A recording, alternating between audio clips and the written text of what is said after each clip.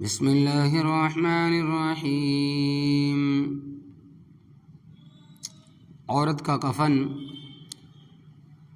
عورت کے کفن کے مسنون کپڑے 5 ہے۔ نمبر 1 آزار، نمبر 2 لفافہ، نمبر 3 قمیص بغیر آستین اور کلی کے، نمبر 4 سینہ بند پستانوں سے رانوں تک، نمبر 5 خمار سربندی 3 ہاتھ لمبا۔ خلاصہ یہ ہے کہ 3 کپڑے تو وہی ہے جو مرد کے ہیں اور 2 کپڑے سینہ بند اور سربند زائد ہیں۔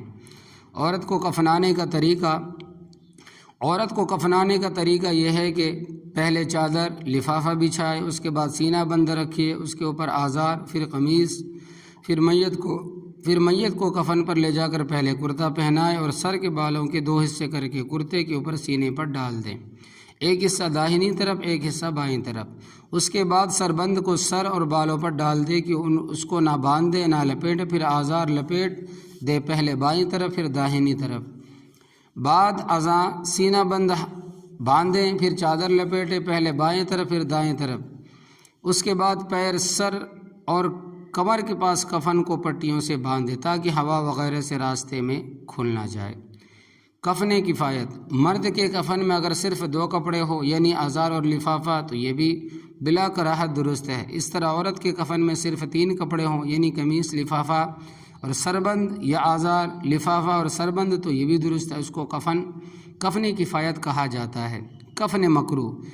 مرد 2 کپڑوں سے کم میں کفن دینا اور عورت کو 3 کپڑوں سے کم میں کفن دینا مکروہ ہے، الا یہ کہ کوئی مجبوری ہو۔ اگر کوئی مجبوری ہو تو جائز ہے۔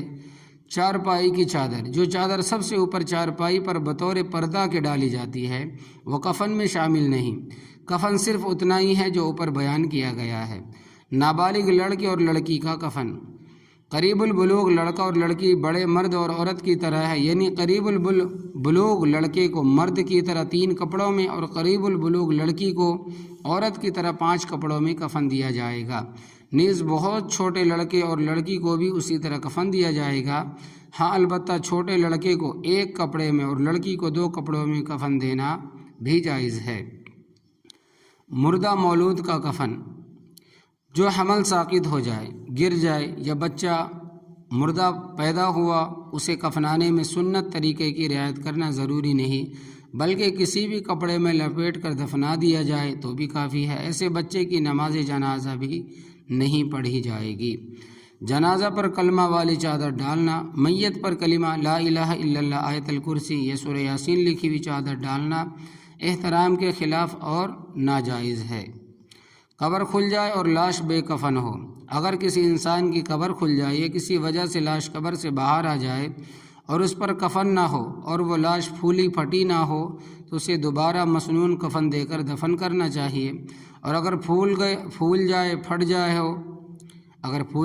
پھٹ بھی جائے تو اسے مسنون کفن دینے کی ضرورت نہیں، بس ایک پاک کپڑے میں لپیٹ کر دفن کر دیا جائے گا۔